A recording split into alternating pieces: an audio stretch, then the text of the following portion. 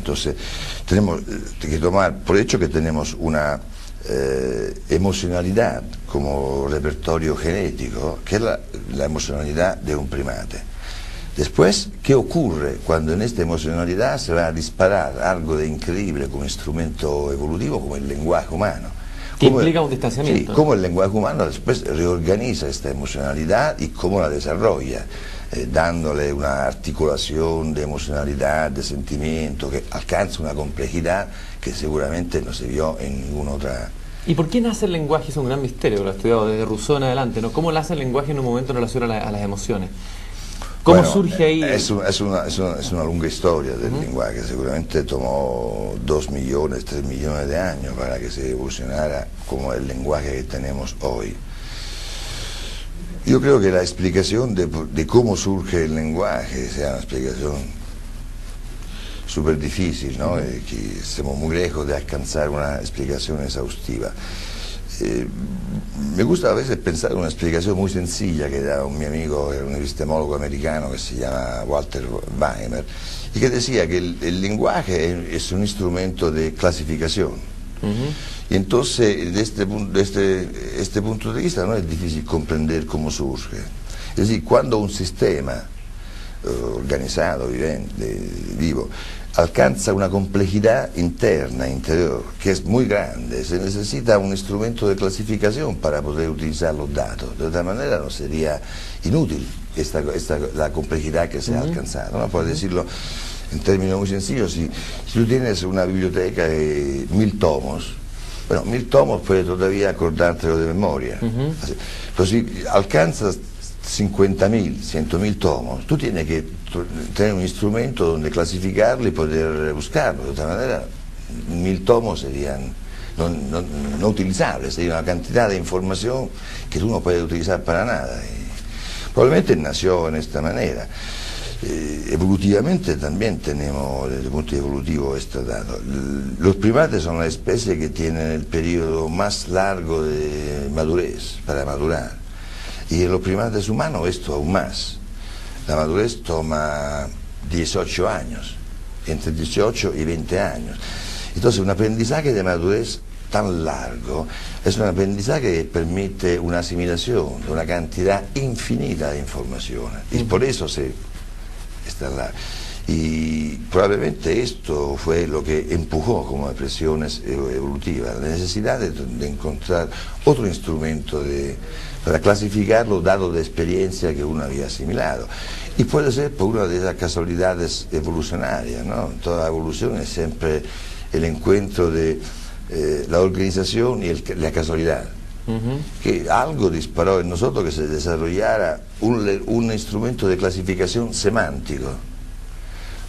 Puede ser porque éramos bípedos, porque el ser bípedo no había quitado todo el peso en la cabeza y hizo desarrollar los músculos de la fonación. En todo caso, un misterio alucinante lo del origen del lenguaje. Ahora, en términos concretos, esta terapia y este pensamiento que incluye, que parte de un cambio epistemológico, esta nueva psicología, si no entiendo mal, está apelando quizá a una animalidad escondida del hombre, a las emociones justamente, sí, a lo que a lo mejor está detrás de ese lenguaje o las represiones del lenguaje o el distanciamiento del lenguaje. Es como un resurgir a trabajar o encontrarse con esas emociones. ¿Esa es la dirección un poco de esta terapia?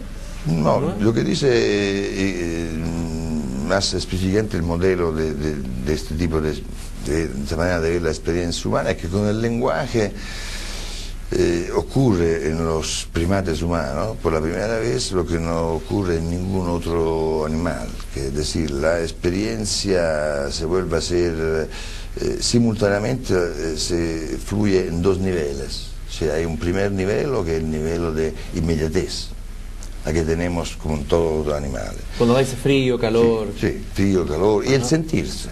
La experiencia inmediata que uno tiene de sí mismo, ¿no? Es lo que se llama también el fluir de la experiencia inmediata. Es algo que es siempre un fluir continuo, sin tu intencionalidad. Tú, en cada momento, ¿no? Tienes un sentido de ti mismo que es corpóreo, perceptivo. Que puede ser también comodidad, incomodidad. Sí. Estar. Y no tienes que pensarlo, no tienes que... Lo tienes ya por hecho. Y un segundo nivel que es el constante tenerte que referir como te sientes y explicarte. Después estás incómodo en este momento, tienes que percibirlo. En el fondo, automirarse, ¿no? Sí, tienes que percibirlo, tienes que referirte a este momento, a esta mañana, que ocurrió esta mañana cuando no estabas incómodo, ahora Claro. que estás incómodo. Al pasado, al futuro. Y esta es la clasificación que nos hace el lenguaje, que nos hace reexplicar o nos hace reordenar nuestra experiencia inmediata. Y ahí viene la tensión, en el fondo, el origen también de los dramas humanos, el dolor, ¿no? Sí. El dolor específicamente humano, el tener que mantener una distancia, el poder tener que permanentemente estar reflexionando frente a eso, distanciarse, eso del origen, por ejemplo, Esto es lo de las psicopatías, de la Esto es lo- enfermedad psiquiátrica, del dolor. Y Pero todo yo eso. diría todavía antes, eso es específico de las características que son de la experiencia humana, proprio es típicamente humana, por ejemplo que la conciencia nace por el lenguaje, por la capacidad que el lenguaje nos dio de destacarnos, ¿no? De la inmediatez de la vivencia. La conciencia nace como experiencia de separación, como experiencia de ser solo o diferentes del otro animal. Entonces la conciencia es, al mismo tiempo nace como experiencia de separación y requiere más solidaridad, más un aumento de intersubjetividad, un aumento del soporte mutuo que se puede hacer con los otros. Y otro aspecto típico de la experiencia humana es la necesidad de individuación, la necesidad de tener un sentido de uno mismo, una identidad que sea percibida por mí y para los otros como algo que es único, ¿no? Que todos los otros me reconozcan como persona por la que soy, pero que soy una persona única, no comparable, no asimilable o no sumable con otra, que mí como serme como único reconoce mi ser verdaderamente persona. Es una exigencia que encontramos muy fuerte en todo el desarrollo que el lenguaje lleva a los primates humanos. La nacida de la conciencia y la nacida de la conciencia de la conciencia. Cuéntame una cosa, yo me imagino que aplicar esta nueva concepción o esta nueva mirada de la psicoterapia, digamos, la terapia, psicoterapia está bien, ¿no? Sí, Psicoterapia cognitiva. pues igual. Me imagino que en términos prácticos debe ser mucho más difícil hacer una terapia post-racionalista que hacer la terapia tradicional. Pues si la anterior era simplemente aplicar a lo mejor ciertos moldes, me imagino que ahora tú entras a jugar con más niveles, con más dimensiones, entras a jugar contigo mismo, con el terapeuta que estás trabajando con el paciente. Debe ser tremendamente agotador, ¿no? O mucho más agotador que la práctica anterior. Bueno, yo hice la experiencia de los dos, de las dos. Y ¿Ya? sí, no hay ninguna comparación.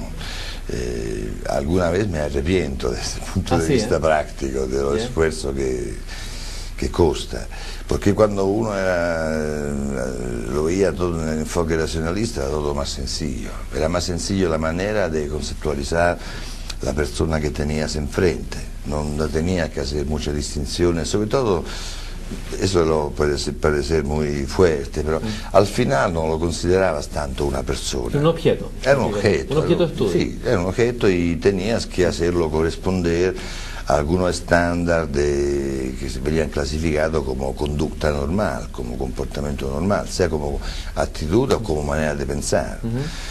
Y también era muy simple tu manera de trabajar, porque una vez que tú le habías explicado lo que no iba en él, empezaba directamente a decirle lo que tenía que hacer. Te volvías a ser más que un terapeuta, un consejero, ¿no? Que cada vez le daba la dirección de lo que tenía que hacer y le explicaba después por qué. En el fondo el psicólogo que hace un pequeño Dios, ¿no? Que tenía un poder incluso sobre el paciente. Y esto era, también le daba que un sentido de seguridad al terapeuta, porque se sentía en cada momento que él poseía una objetividad de las cosas. En cada momento él podía... Y el terapeuta de ahora, el terapeuta post-racionalista, este nuevo terapeuta, la terapia que tú practicas, digamos, ¿cómo hace para llegar a un resultado? ¿O ya no hay resultado, digamos, porque es un camino de mucha más incerteza, de muchas más dimensiones? ¿Qué es lo que pasa con eso? No, los resultados, desde el punto de vista práctico, los resultados son muy... Yo diría que los resultados son las cosas que se mantienen. La terapia racionalista fueron terapías exitosas, tuvieron y tienen todavía, yo hablo de ellas al pasado, pero son presentes y son la mayoría en este sector. Son muy exitosas, alcanzan resultados muy brillantes. Y este tipo de enfoque no es que tiene menos resultado, tú puedes tener resultados, cambios completamente radicales en muchos pacientes, en pocas sesiones. Es completamente diferente la estructura de la relación terapéutica y el papel que juega el terapeuta.